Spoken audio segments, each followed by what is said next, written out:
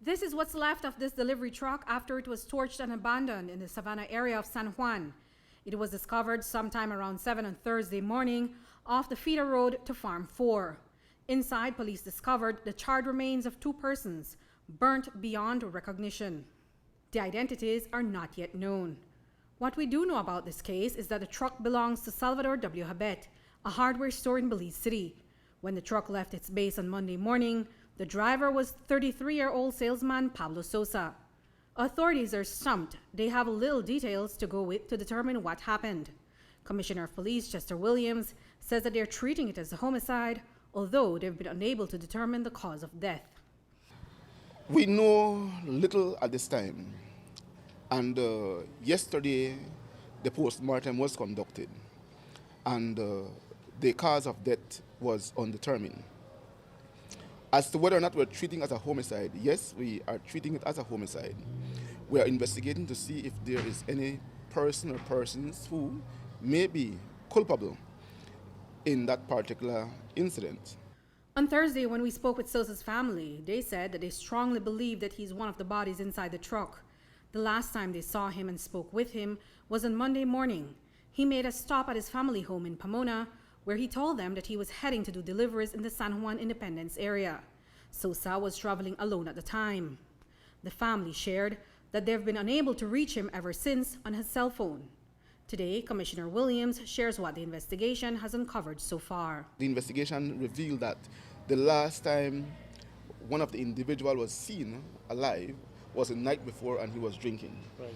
And we're also following that lead to see where he was drinking, with who he was drinking, and every other things that can take us to be able to ascertain exactly what may have transpired. Although we know that Sosa is the truck driver, no information is available about whom the other person may be.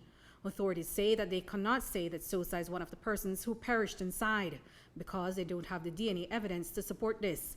Earlier today, Crime Stoppers Belize issued a flyer listing Sosa as a missing person. Well, we have to look at every possibility. I don't want to say definitively that it is him, but it can be assumed, and I don't want to rely too much on assumptions. We have collected samples from the scene, and those samples will be sent for DNA. And whenever that result comes back, then we'll be able to ascertain through scientific evidence if indeed it is the person you are referring to. A representative of the business told us today that they didn't think anything was wrong when Sosa didn't return to work this week. They say that sometimes he would stay a night or two out on the road, and that they know that cellular service is spotty along the route he takes. They also confirm that Sosa was the only employee doing deliveries as per business practice. They are yet to determine if the items were delivered to the customers. Here's what police shared about Sosa's movements. He didn't take too much goods for delivery. I think he had one delivery, and based on what I have been briefed by the investigators is that he was to return to Belize City the night after the delivery, but he have sought permission from his employer to stay back to do some personal issues or errands, and that was granted to him, hence he remained down there. But again, I still don't want it to be said that I am confirming that it is this individual. We still don't know if it is him, and we have to rely on the DNA evidence. Reporting for News 5, I'm Andrea Polanco.